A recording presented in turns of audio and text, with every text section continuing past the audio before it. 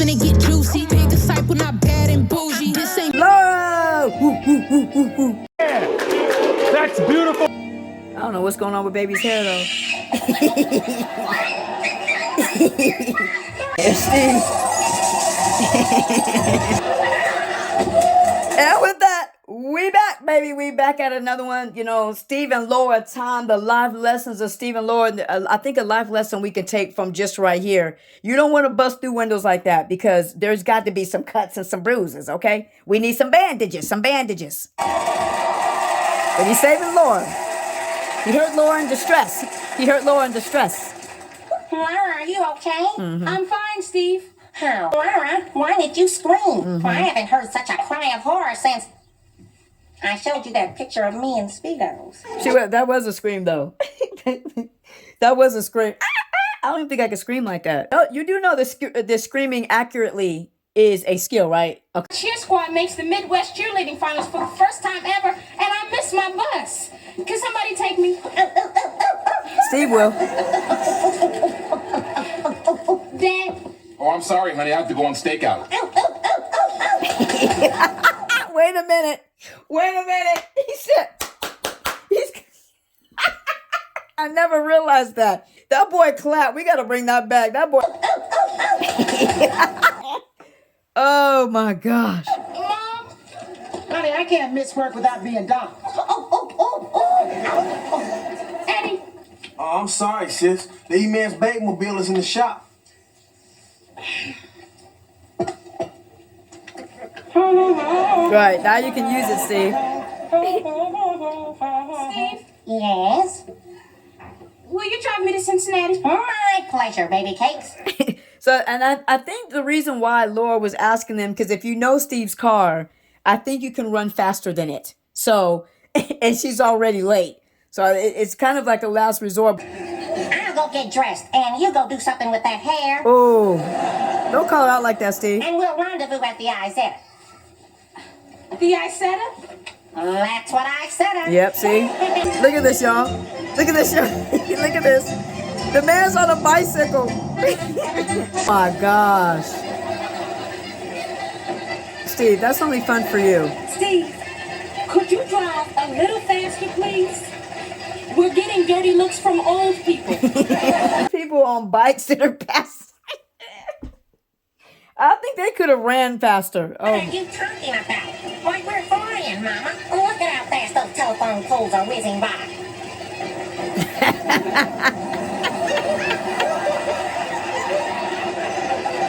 Whoa, don't get dizzy. Ooh, I got whiplash. Yeah.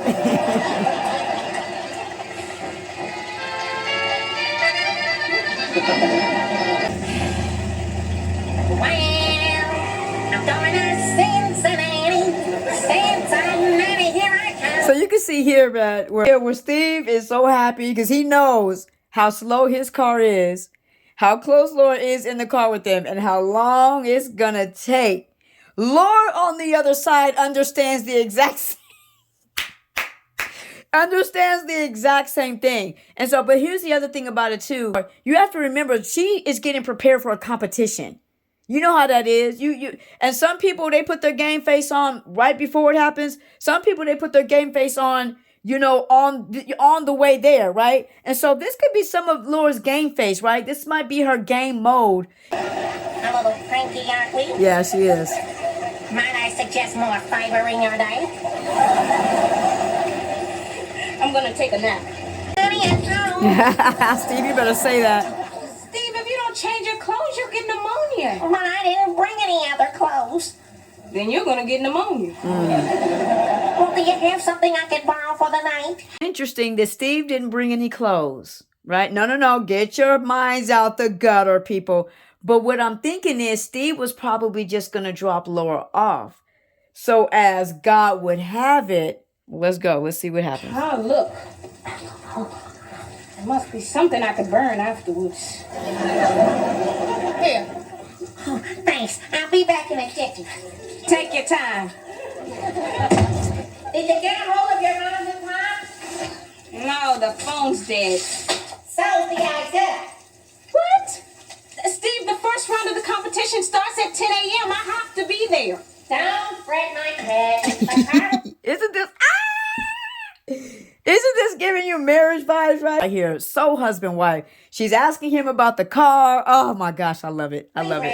Luckily, the gas station mechanic found the right spare part. Wow, a complimentary shower cap. Things are looking up. Looking up. First I oversleep and miss my bus. Now I'm stuck in the Bates motel with a dead phone and no TV. Things are not looking up. In fact, things couldn't possibly get any worse. Ready to hit the safe?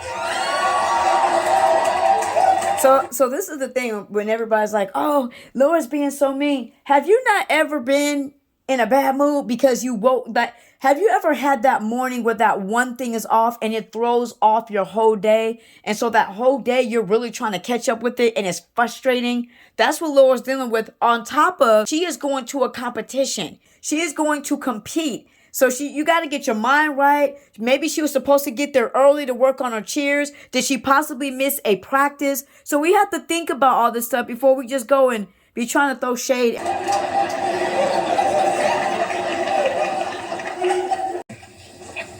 Open up bed.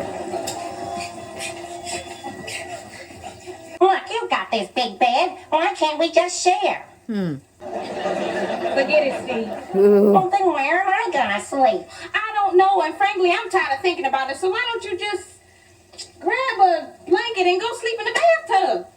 You know, you have to understand Laura's place here, though. Like, wait a minute, we gonna sleep in the same bed, bro? What we doing? And I don't think it's because she doesn't trust Steve. I actually think she's very comfortable around Steve. But you gotta think that's still probably a little awkward for Laura, you know, to be up in a bed with Steve. And remember, Steve was never supposed to stay the night. You know what I'm saying? So this is a major adjustment. Laura's just overwhelmed with everything right now and frustrated. But Laura, Go! What? I wasn't the one who overslept Miss Rip Van Winslow. I tried to help you. Yep. I know. Don't interrupt me. Ooh. Then I drove you here in my car. And were you pleasant company? No. No. Steve. I'm not through. Then you broke my car. And it cost me every cent I got to fix it and rent this delightful room here at the Fleabag Inn. So let's stop. Oh my gosh. This is why I love Steve and Laura. What did Steve say from the very beginning here? I wasn't the one that overslept. You were. Do you see where I'm going at? Steve understood. This is why friendship is important. Steve understands this with Laura. The mood that Laura's in is not really about him. He understands that she's frustrated because she missed the bus and all this stuff. He understands that. But he's also saying, I've had enough lip from you. I understand, but I've had enough lip from you. Steve, if I'll put a cork in it. Yeah, he's had enough. He's had enough. Look, I love you with all my heart. He does. But just because you don't love me back doesn't give you the right to treat me like dirt. I'm a person, and I have feelings, and I demand to be treated with respect and dignity. Steve had enough. It was so beautiful. I love you, but you're not going to be talking to me like this. You know what I'm saying? I love his approach there. It was actually very gentle. You're right. Ooh. What? Ooh. You're absolutely right. Look at I'm that. the one who messed up. Ooh. But I've been taking it out on you. Ooh. You were a friend every step of the way, and all I did was complain. I'm really sorry, Steve. Will you forgive me? Well, okay. Again, how quickly was that diffused? Why? This is why, okay, I know, like, I wouldn't do it, I kicked her out, you know, all this stuff, right? This is why he loves her, though. Laura you're right. He was not expecting that. He was expecting Laura to probably go off, pop, right? That's why he didn't look her straight in the eye, because he's like, I just told her off, I know I'm about to get it. And she goes, and what she has been doing, though, is taking full accountability, telling him you're right. I've been acting like a jerk. You've been here every step of the way. As we all get into moods like this, I wish people would stop acting like Laura does not have the right to be human. Good night, Steve. Oh, wait a minute. Where are you going? You take the bed. I'll sleep in the tub. Wow, look at that. Oh, hold Look it, at that. Laura. Look at that. This is silly. Now let's be adult about this. We have a double bed and 2 people. You sleep under the covers, and I'll sleep on top of the covers. And never the twain shall meet. But just didn't say, I'm sorry. And then Steve go into the bathtub. She was about to go sleep in the bathtub. You see what I'm saying? How Laura was acting, that's not really her. This is her. All right, it's a deal. He's like, I'll see. Look at him. He's keeping his word. He's keeping his word. You go and sleep on that side. Sleep inside the bed. I'll sleep on top of it.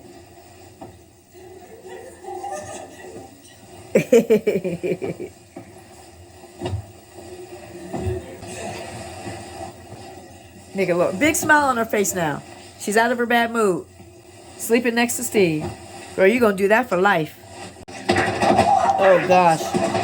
Oh, he almost took Laura out. Almost completely took Laura out. Oh, my gosh, Steve. You injure some people with that now. It's too many books. It's too many books. Oops. Cow faux pas. Steve, you don't have to carry my books for me. Oh. Well, I want to. He's carrying her Besides, books. Carrying extra books helps increase my awesome muscle mass. Ah. Oh, right there. Right there. Does this get you all hot and bothered? Well, one of those. I love the fact we got to go back to Steve is doing all the right things. I'm just saying, no guy's going to be able to come in and top this. He's carrying her books. Y'all remember those days when it was like gentlemen, like, I'll carry your books. Stories of the innocence. Yes. Well, here, check out my deltoid group. Steve, you got to work on it. Oh, Lord, somebody hose me down. Myra? Hello, Stephen. Laura. What are you doing? I just want to point out real quick. Who's sweating who right now? Laura. Laura just waves at her like, whatever. Yeah, you go to a private school. Not anymore. I just transferred here. Well, you did. Why? Myra, look, I know we've gone out a few times, but don't you think transferring to my school is just a big pushy? Right. Well, I'm just protecting what's mine from hungry eyes and sticky fingers. Release him. Stop. The voodoo that you do so well, right? Which I said, if you look at it, that's an indication that Myra recognizes that there's something unique and specific and special about Laura. Don't have. That's why she was like, can you move to Texas? He is so in love with Laura because he's never met a girl like her that has the beauty and the wit and the intelligence and her hustle game, the family that she's being raised in, the way that she's being raised, right? But think about it. Myra also recognizes, wait a minute, I've never met a chick like this. You know what I'm saying? I thought I was bad. My gosh. You know what I'm saying? And if you think that that's not what Myra's thinking, you're tripping. This woman should not even be an issue to you, but she is because she has something. And there's something specifically special about her that Myra can't measure up to. And Myra's like, wait, hold up. But look at me. Look at how beautiful I am. Look at how smart I am. I'll gas you up. I'll do this and this and this and the third. And exist in his presence. That's all Laura has to do. Steve? Yes, my pet? What you did was... the way you... Thanks for saving my daddy. Doesn't she sometimes sound like Janet? Kelly sometimes, the way that they talk sometimes, they sound alike. Sticky. Laura, your bracelet. Go wash your bracelet off. Varnish. I'll just go take off these clothes. Need some help? Ooh, invitation. Invitation. Not yet, Steve. I'm not that grateful. Right, yeah. She ain't trying to show her gratefulness that way, Steve. Not yet. Hello, mistress of beauty. Uh-huh. You did yesterday. Nope. You hugged me. Laura said, nope. What you talking about, bruh? What you talking about, Willis? Yeah. I did? I vowed this. Yeah, you did, out Laura. of gratitude for saving your father's life. It was a touching Are one. you grateful enough to reward me with, say, a juicy kiss? Kissy, kissy, kissy. Steve, you gotta remember you already asked her if she needed help taking her clothes off. So I'm thinking you're not getting a kiss, bruh. But they getting they snuggle on though. Steve, didn't you tell my father that you don't want people being nice to you out of gratitude? Well, yes, but that... You want people to express their true feelings, right? Oh, but don't miss her. Oh, in that case, I'm gonna tell you what I really think of you. Uh-oh. Oh. I'm a nerdy, annoying dweeb, right? Right. And I'm very lucky to have you as a friend. Oh, there you go. Oh. Oh. Oh. Laura's kisses on the cheek, Steve, are like lips. She put some extra into it. But look at this here. What did Laura just... Oh, my gosh. What did Laura just say? And I'm lucky to have you as a friend. What have I been saying? What is Steve waiting around for Laura for? He got Myra. Yeah, he got Myra to make all his body parts want to go. But he's building something with Laura. You got that kiss though, Steve. She put a little extra on the cheek there for you. She put a little extra on. You know, life lessons of Steve and Laura. What is that life lesson? Friendship, baby. What is that life lesson? Accountability, forgiveness, patience, grace, honesty, openness. It's just such a beautiful thing. And, you know, what's also amazing about it is, you know, through their ups and their downs and their all arounds, I love the fact, the thing that's not lost on them, you know, is, you know, purpose, right? And the thing, let me just say this, you know, that God showed me something, you know, about Jesus. Remember in the Bible where it says, you know, where Jesus goes and gets baptized by John, right? And then God, you know, God says, this is my son whom I'm well pleased. The one thing that God started to show me was God said that about Jesus before Jesus actually got even to the cross. Meaning, God said that about Jesus before Jesus even finished the mission. My son in whom I'm well pleased, right? I'm like, whoa, God, I never even thought about that. Like, God didn't say that. What Jesus said on the cross was, it is finished, right? But before he even got to the cross, before he was even crucified, God said, my son whom I'm well pleased. Jesus hadn't even healed anybody at that point. He hasn't turned water into wine. He hadn't done any miracle. You get what I'm saying? And how it comes to when it comes to Stephen Laura, what I'm saying is perfection has nothing to do with purpose, right? And so you look at it, what I'm saying from that standpoint is that you look at the things with Laura, like people say, well, Laura didn't deserve Steve. Says who? It's because Laura messes up along the way. It doesn't mean that she's not the one. It doesn't, you know what I'm saying? Because God is still looking and saying, yeah, you're going to go through that. You're going to go through the ups and downs. You're going to have these type of issues. But the beautiful thing that you see about it is that there is something that is building still there. You know what I'm saying? Laura is taking accountability. She is maturing, you know, and you see those things. And so that's the thing that I look at when it comes to Stephen Laura. And let's check this out real quick. Right. I'm not perfect, but my purpose still the same. Wait, hold on. I got to pause it. What did she say? I'm not perfect, but my purpose still the same. Oh, my goodness gracious. It's still the same. Laura's not perfect, but that doesn't mean the purpose that God has for her changes. It doesn't mean that. You know, and by the way, like I said, Myra ain't perfect. But let me give you the difference between Myra and Laura. You know, you saw it in this scene. Laura takes accountability. She takes responsibility. You know, Myra acts like everything is all good and gravy. There's nothing wrong. She never does anything wrong. And I would ask you two things. One, which one do you think is easier to love? The one that messes up, I messed up, but I also take accountability. I take responsibility. I'm sorry. Forgive me. Or do you rather have the person that is still in the wrong, but won't admit it? Which one do you think is easier to love? Just think about it for a second. Which one do you think is easier to love? And that's what it is about Steve. And that's why the friendship continues to grow and grow and grow. And that's what I love about Steve is that he recognizes like, yeah, man, maybe Myra does gas me up. Maybe Myra does say all the right things, right? She does say all the right things. Maybe Laura does pop off at me. Maybe Laura does do this. But I love the fact that Steve recognizes that it doesn't change the purpose because the person is imperfect.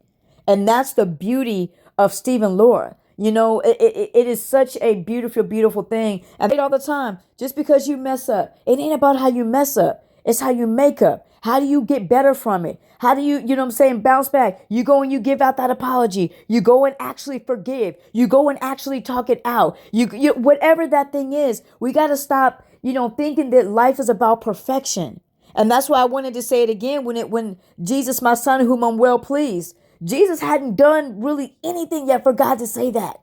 You know what I'm saying? And that's what I just want to encourage, especially for my believers, man. If you pursuing God and you going after God, you're in his word, you're in, you in his face with prayer. My son, my daughter, who I am well pleased, because it's not about perfection.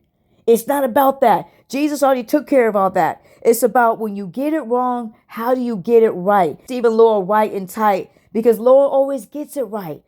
But yeah, man, love God, love people. May God bless you. May God keep you.